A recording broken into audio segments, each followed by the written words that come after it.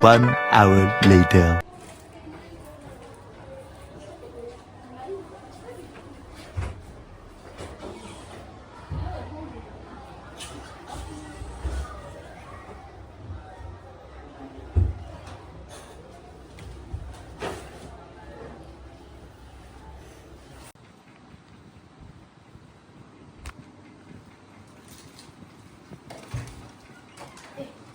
Aziz, kenapa dia?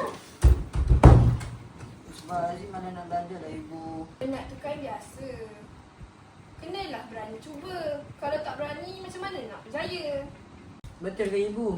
Betul lah. Sebab tu, kenalah cuba sedaya upaya. Faham? Faham. Aziz akan cuba sedaya upaya. Okey dah, kita pergi sekolah. Allah.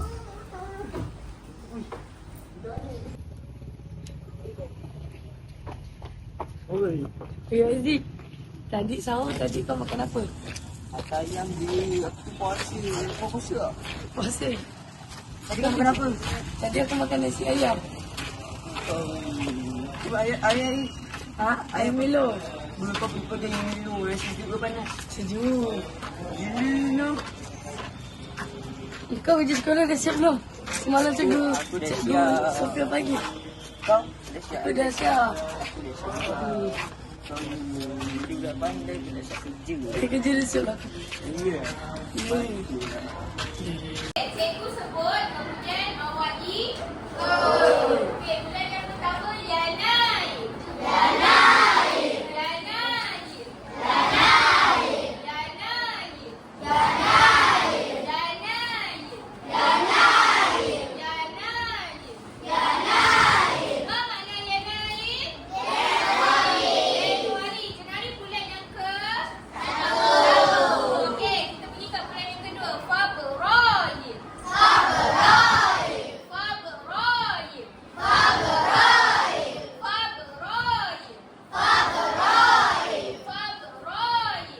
Februari. Februari. Februari. Okey, okey. Februari bulan ke berapa?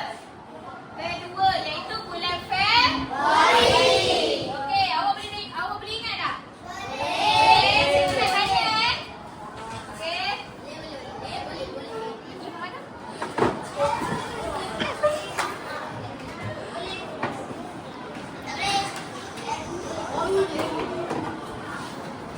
Okey, cikgu nak tanya Aisyah. Januari dalam bahasa Arab ke? Okey, pandai. Saya tepuk tangan ke Aisyah. Okey, yang kedua. Cikgu tanya Farhan.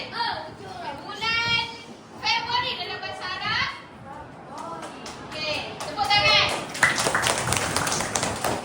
Okey, seterusnya cikgu akan tanya Kasim dulu. Kasim, bulan Februari apa dalam bahasa Arab? Okey, pandai. Tepuk tangan. Cikgu nak tanya Haziq. Bulan Januari? Yanai. Ya, okey, ulang lagi. Yanai. Okey, pandai Haziq.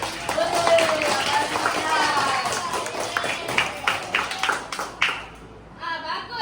Belajar contoh. Dekat padang bagus, dekat kelas pun bagus. Depan ni tepukan berani.